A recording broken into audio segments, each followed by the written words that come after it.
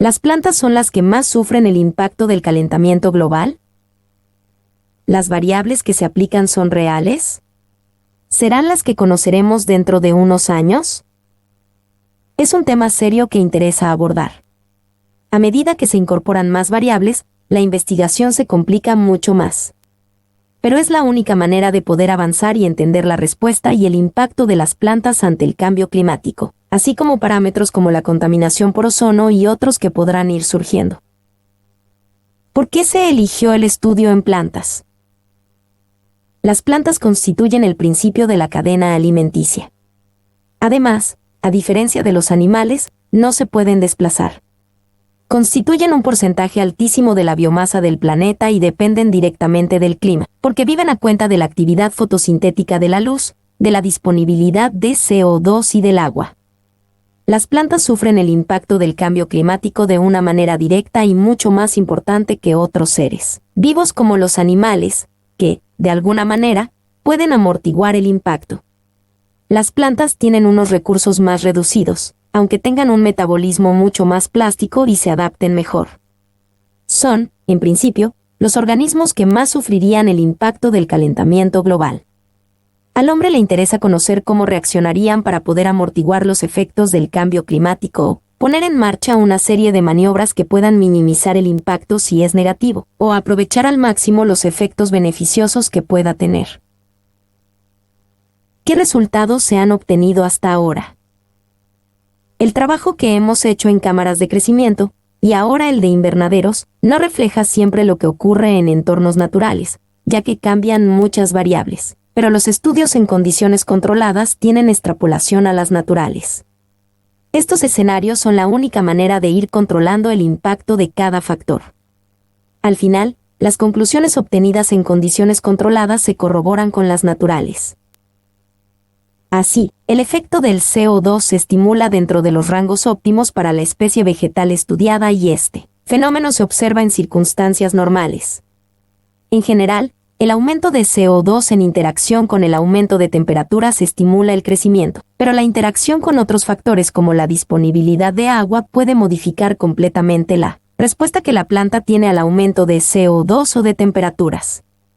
Los efectos son, en estos casos, bastante moderados.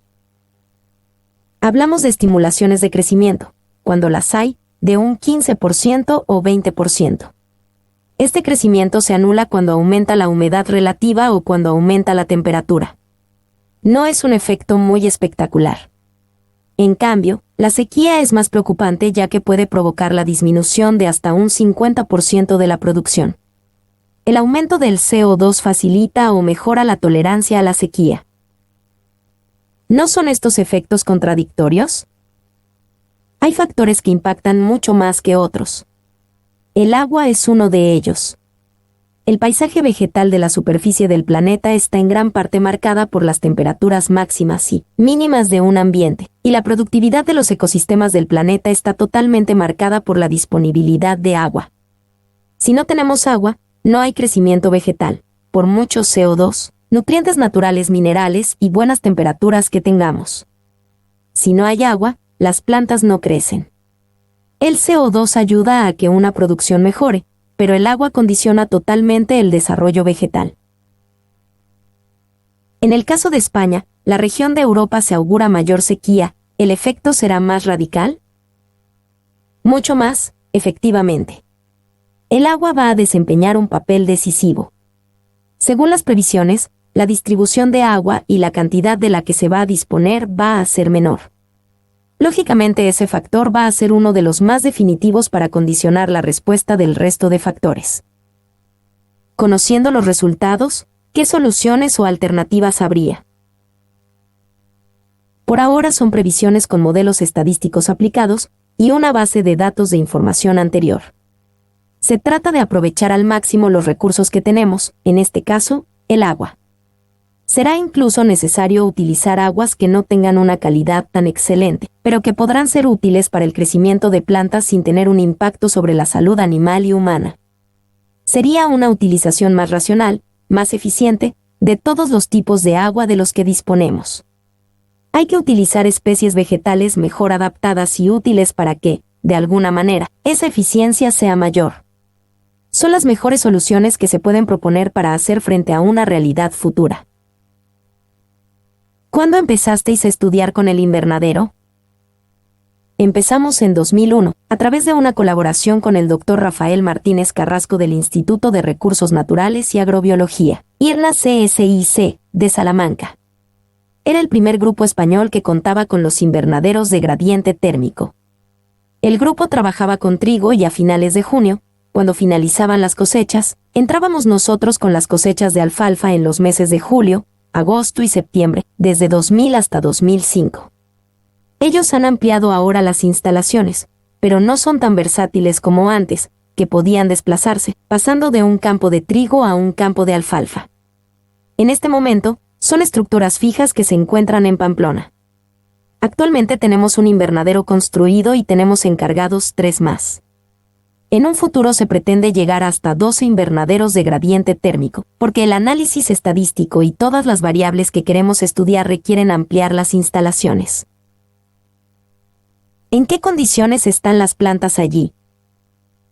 La concentración de CO2 que aplicamos y el aumento de temperaturas están dentro de las previsiones que propone el Panel Internacional sobre Cambio Climático, IPCC. Aumentamos la concentración de CO2 de lo que hay actualmente en la atmósfera, que ronda entre 350 y 400 partes por millón, y lo aumentamos a 700 partes por millón. Aplicamos además un aumento de temperaturas de 4 grados más que la temperatura ambiental.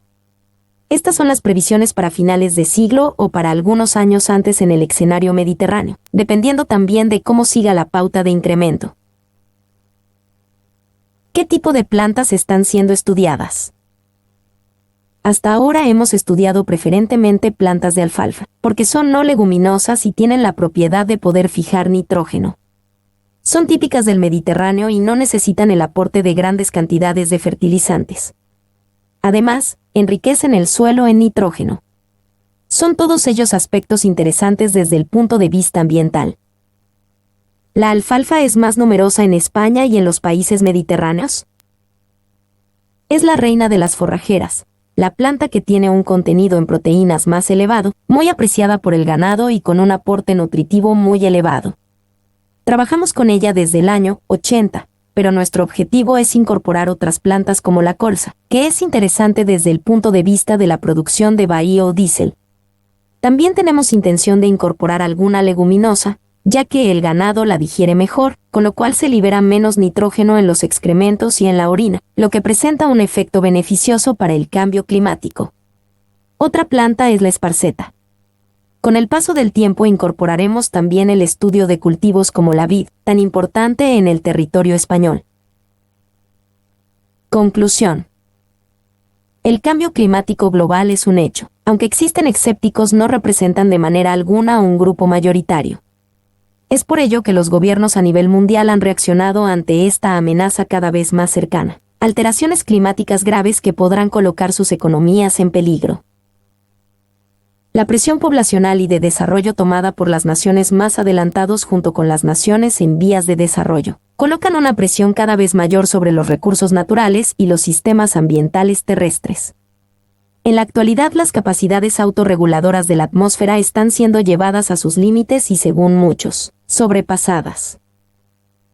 No es sana política, para la humanidad, dejar la búsqueda de soluciones para el futuro o para cuando se hagan fuertemente necesarias.